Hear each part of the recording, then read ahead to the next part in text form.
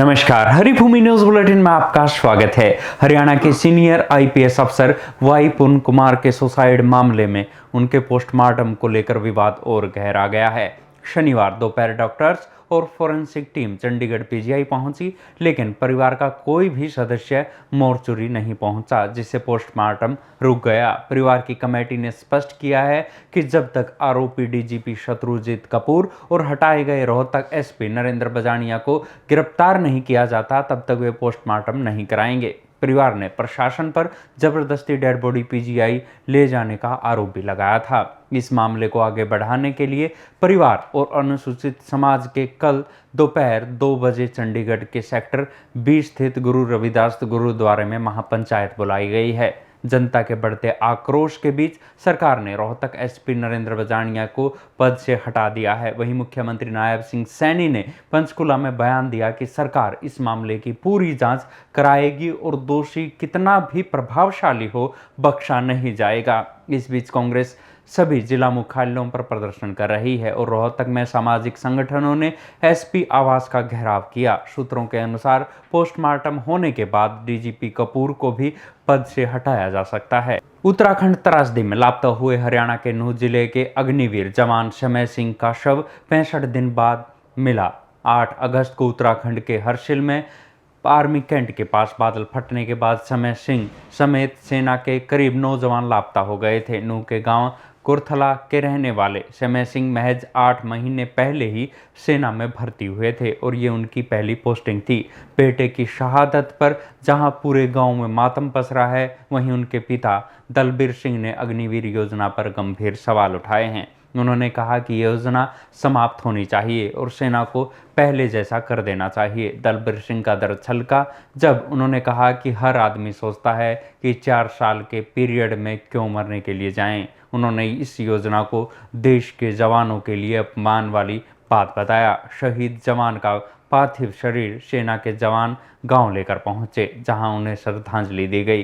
परिवार ने दुख जताया कि इतने दिन तक कोई जनप्रतिनिधि या अधिकारी सांत्वना देने नहीं पहुंचा। उत्तर प्रदेश की बरेली जिला पुलिस ने हरियाणा पुलिस के एक एएसआई रण सिंह को नशा तस्करी के गंभीर आरोपों में गिरफ्तार किया है। आरोपी कुरुक्षेत्र की ज्योति सर चौकी में तैनात था। इस कार्रवाई में एएसआई के 3 अन्य साथी योगेश कुमार, मेहरान और मोहम्मद हसन को भी पकड़ा गया है। 8 अक्टूबर की बरेली के सिसरौली कस्बे में चेकिंग के दौरान पुलिस ने हरियाणा नंबर की क्रेटा कार को रोका।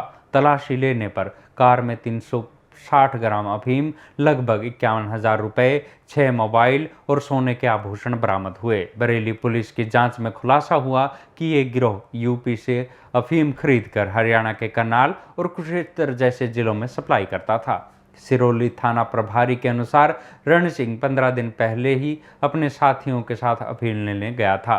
कुरुक्षेत्र पुलिस महकमे में इस गिरफ्तारी से हड़कंप सा मच गया है। सूत्रों के मुताबिक एएसआई रण सिंह को करीब 6 महीने पहले भी बिना सूचना के लापता होने के कारण शाहबाद चौकी से लाइन हाजिर किया गया था। गुरुग्राम के मानेसर स्थित कासन गांव में नवविवाहिता ने घर में फंदा लगाकर आत्महत्या कर ली। ये घटना रात के समय हुई जब उसका पति एक निजी कंपनी में ड्यूटी पर गया हुआ था। मृतक युवती हिमांशी मूल रूप से दिल्ली के उत्तम नगर की रहने वाली थी। 2.5 साल पहले ही शादी हुई थी और वो अपने पति के साथ कासन में रह रही थी। आत्महत्या के कारणों को लेकर अभी तक कोई स्पष्ट जानकारी सामने नहीं आई है। प्रारंभिक जांच में पुलिस इसे आत्महत्या का मामला मान रही है और सभी पहलुओं की जांच की जा रही है। पड़ोसियों ने बताया कि हिमांशी शांत और मिलनसार स्वभाव की थी, लेकिन कुछ लोगों का कहना है कि वो पिछले कुछ समय से चुप और उदास रहने लगी थी। हिसार के अंबेडकर कॉलोनी में नशे के ओवरडोज से युवक मोहित सैनी की मौत की आशंका है। उसका शव झाड़ियों में मिला। युवक महावीर कॉलोनी का रहने वाला था। उसके पिता ने बताया कि मोहित अपनी पत्नी को छोड़ने उत्तर प्रदेश से अयोध्या गया था। उनके वापस आने की जानकारी परिवार को नहीं थी। शनिवार सुबह शव मिलने की सूचना पर सिटी थाना पुलिस मौके पर पहुंची।